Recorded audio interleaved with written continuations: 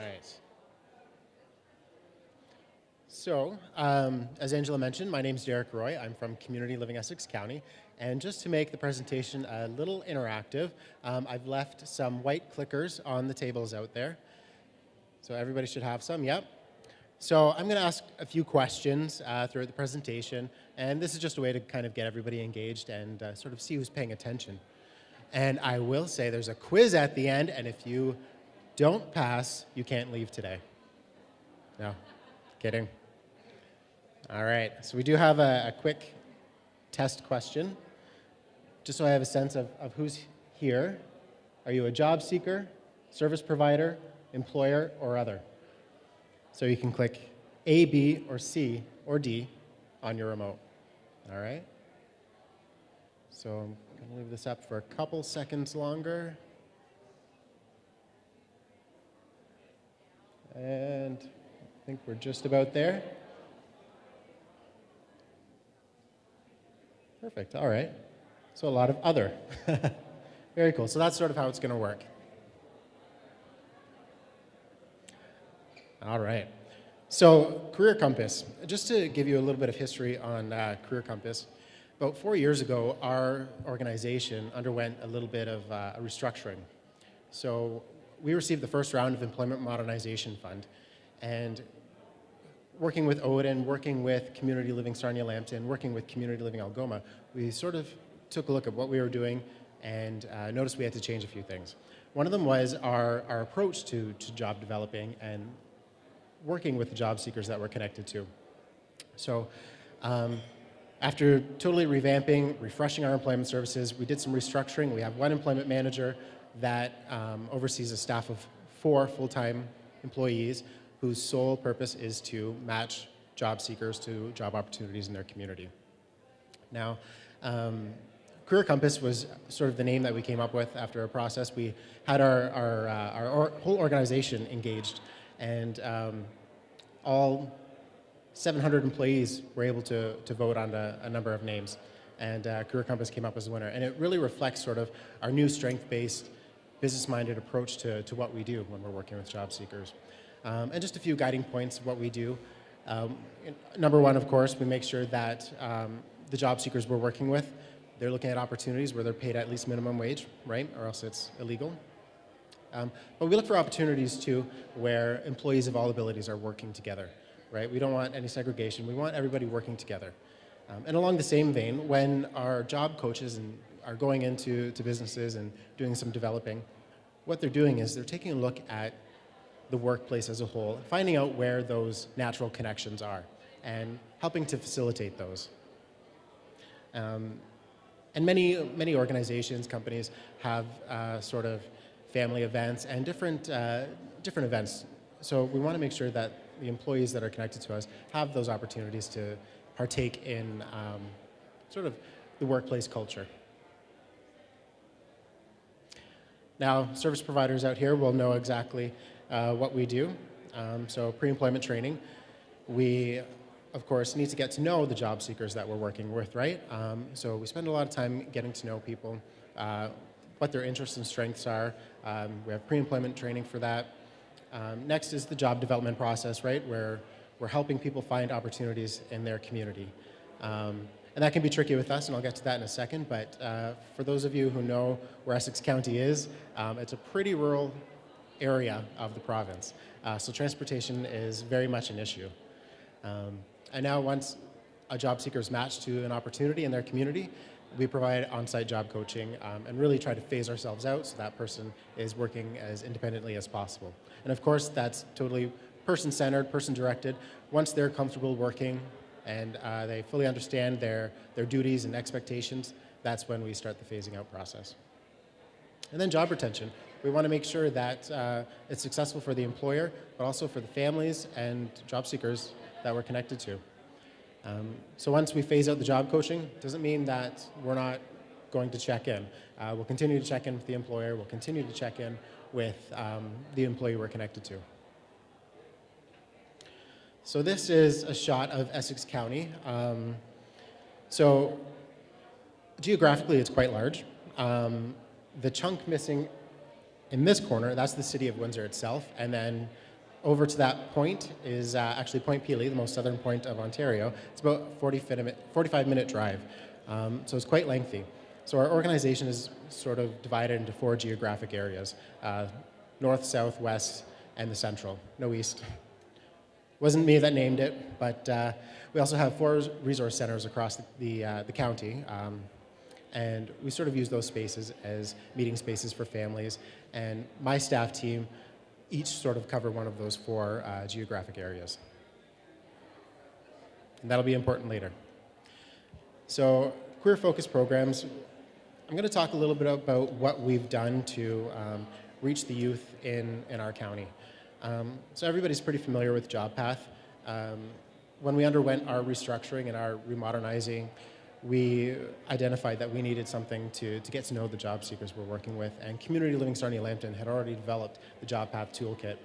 So we spent some time with them and were able to purchase that toolkit from them. One of our first sessions of JobPath, we had families, our customers, the people we're serving, come to us, and they had said, JobPath is great, but it'd be really great if my son or daughter had a summer job. So that's where Youth in Action kind of came in, and that's sort of a program that's geared specifically to students with intellectual disabilities. And Ingrid did mention similar programs across the province in her presentation. So this is just one of them. So JobPath, just a quick rundown. It's pre-employment course designed to be really interactive, very hands-on. It's a combination of in-class experiences, but also out-of-class experiences. So one of my favorite stories is one of our first sessions of JobPath. We had a young lady that came to us and was dead set on working in a restaurant. She just wanted to work in a restaurant. She wanted to be in the kitchen. She wanted to cook food. So part of what we do is try to get to know what everybody is interested in and line up those workplace tours to everybody's interests.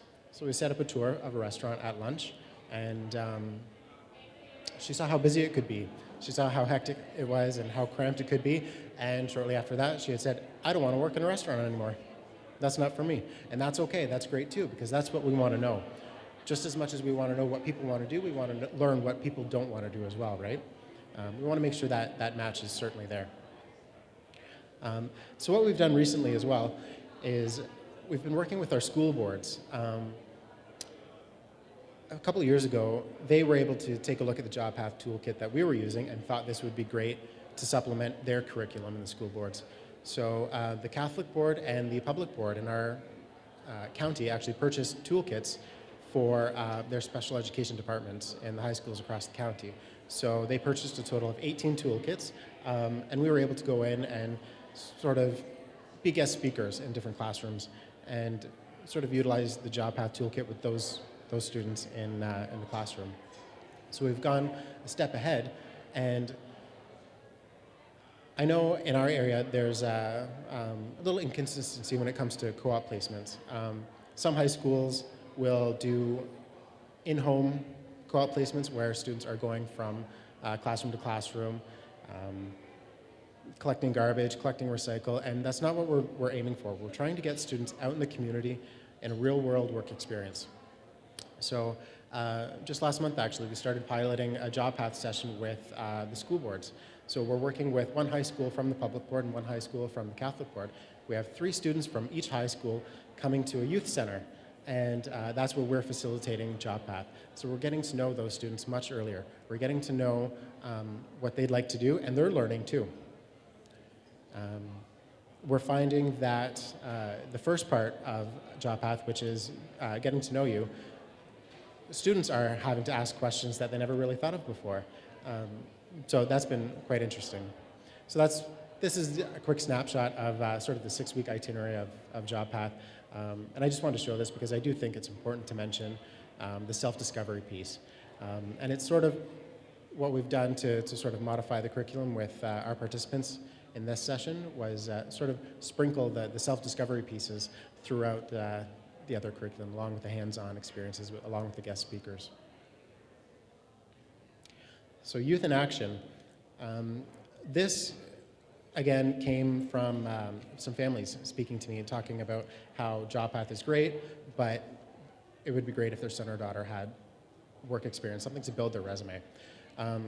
So again, we spoke with Community Living Sarnia Lambton, we spoke with Community Living Algoma, we sort of tweaked the model a little bit to sort of reflect what we're doing in Essex County and try to reach as many municipalities as we can. So you saw that image of the county, and we're serving 70 municipalities across the county. So trying to reach families has been a challenge, and working with school boards has been great. Again, we're able to connect with youth, we're able to go in, and as part of Youth in Action, what we do is we do interviews of students, and that's where we get to know what they're interested in doing for a summer job. So schools have actually been sort of setting some space for us to go in. So myself and the job seeker for that geographic area will go in and, again, get to know the student. And I will mention, actually, that we did have a variety of jobs. Our first year, a couple years ago, we had 19 students with intellectual disabilities placed across the county. And I had 5 student job coaches that were coaching them. And it was insane, the amount of variety in the workplaces. We had municipalities hiring from us. We had the town of Amherstburg, the town of LaSalle, we had hair salons, we had pharmacies, we had restaurants. So I think we did a really good job of finding out what that person's interest was and finding an opportunity in their community. So the challenge with Youth in Action is transportation. You know, there's not enough of us to provide transportation, so that's up to the students to be able to get to and from work. So we have to work really hard and get really creative in finding job opportunities in rural municipalities. But we've had success so far. And I believe, actually, Ingrid did mention in her presentation that in some instances, the students that were providing the coaching made more money per hour than the students they were coaching. And we actually had that the last 2 years, especially with the students that are working in for one of our municipalities. So the student with the intellectual disability that's being coached is making about $3, $4 an hour more than the student that's coaching them. So that's fantastic to see. And so again, our goal for Youth in Action is really to build the skills and abilities of the students that we're connected to. We really want to make sure that at the end of the summer, they're equipped and they're ready to sort of transition into to adulthood, right? We want to start those conversations of employment much earlier. So with JobPath Youth in Action, we're trying to talk to them about work and what would you consider doing. We're trying to have those conversations with families as well. And with the summer jobs, we're hoping to transition most of those jobs to part-time jobs after school, or transition them to co-op placements. So that's a little tricky, but we've been working very closely with our local educators and doing our best to share with them what we're learning. So during the summer, our student coaches capture as much information as they can and provide a midterm report and an end of summer report. And we're sort of able to identify where students are excelling. We're able to identify where there might be some areas that need a little more skill building, a little more improvement, so we can work with families and educators and sharing that information. So that's a huge piece. All right, and I have another poll question to see who's out there still awake. Who had a job while they were in high school or in post-secondary school? A for I did, and B for I did not.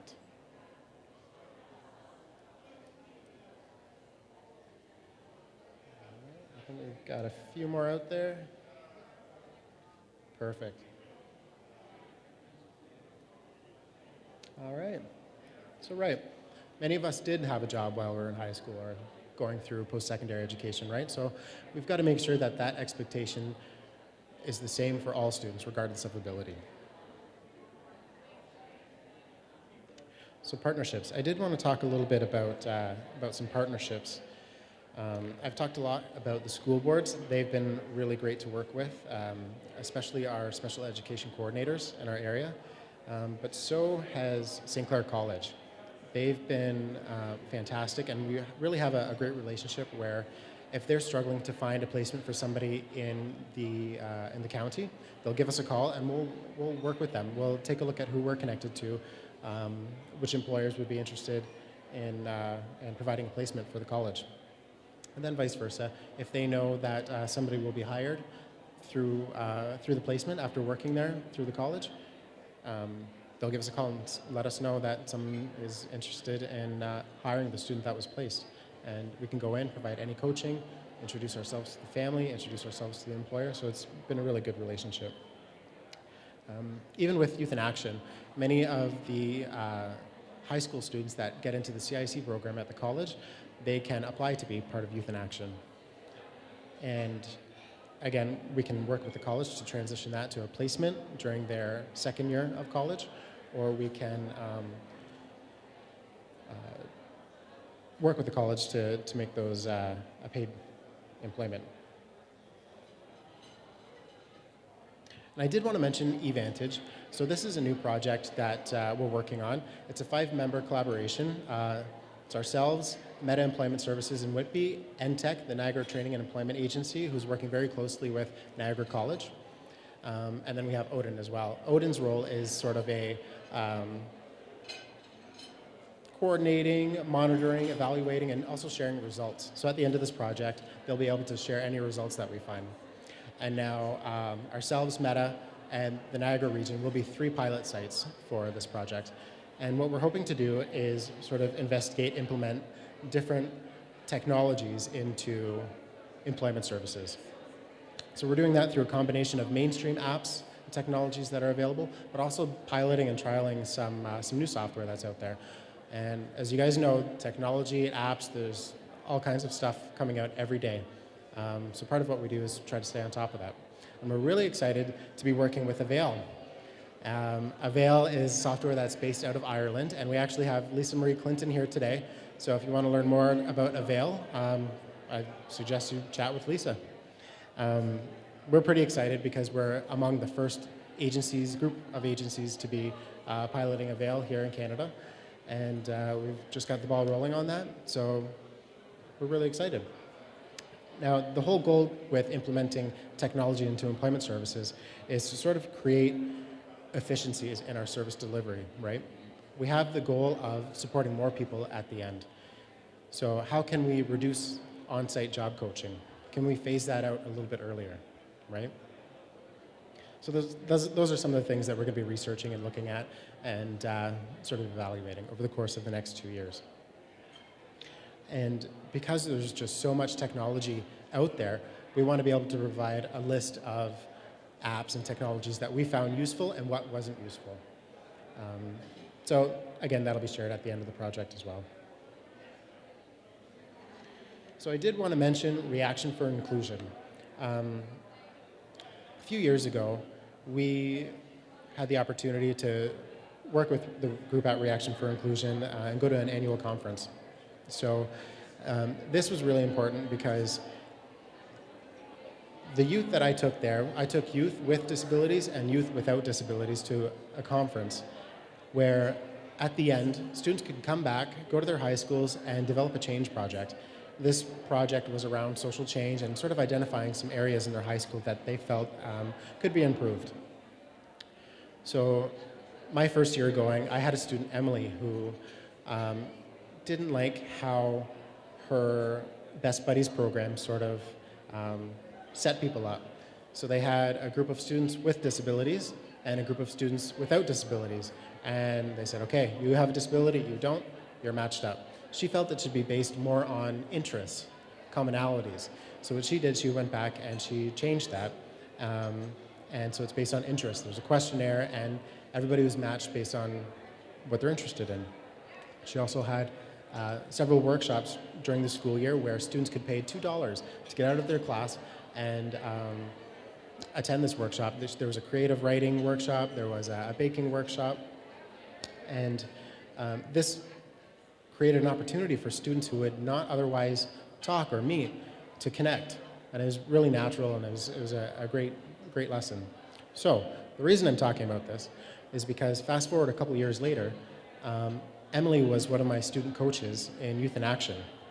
And I am so impressed with what the youth are talking about when they're away at these conferences. They really understand inclusion.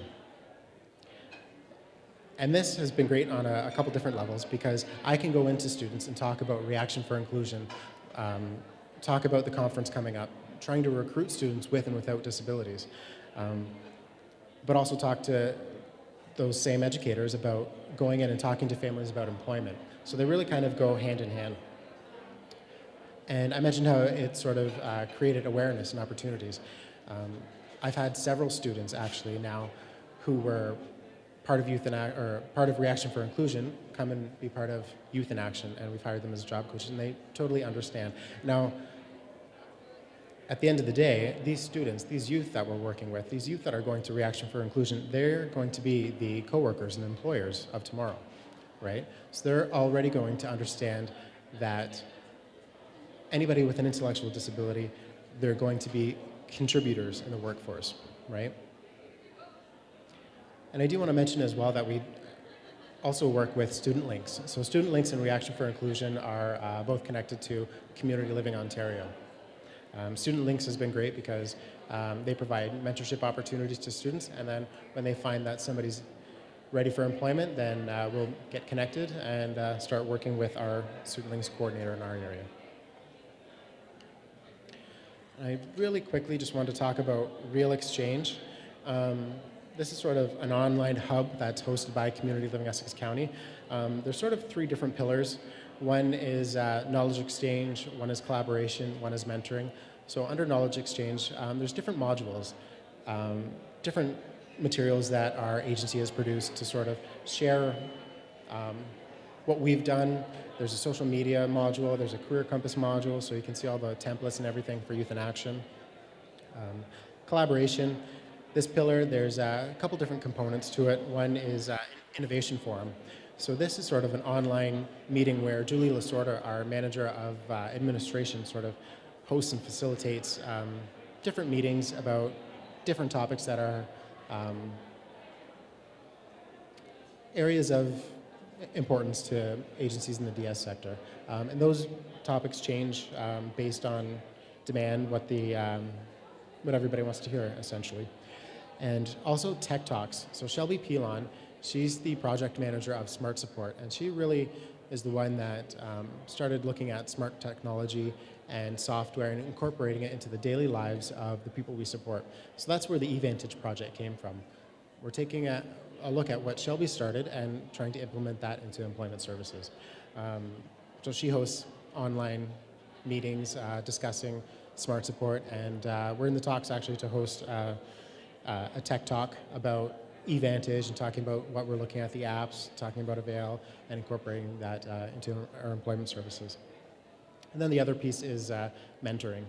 So you can connect with a mentor at our agency, and they can sort of work with your organization and sort of help you. So you're not starting from ground zero, and you're sort of get the ball rolling so no one's reinventing the wheel. I do want to add that we're looking at changing this up a little bit. It's been going for less than a year, and so we'd like to incorporate what other agencies are doing and other learnings from other agencies. So we really want to be able to share what we're doing across the sector. So if that's something you might be interested in, feel free to give me a chat. We have one more question. So do you think technology has a place in employment services? A for yes, B for no, and C for undecided. Got a few more. All right, I think that's it.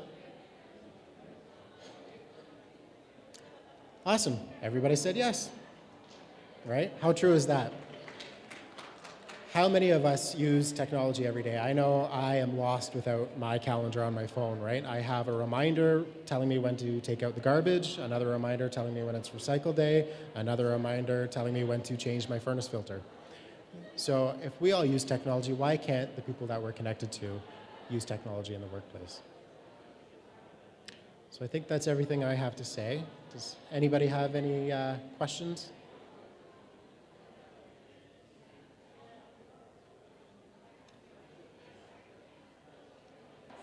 All right, well, thank you everyone. I hope you found this informative.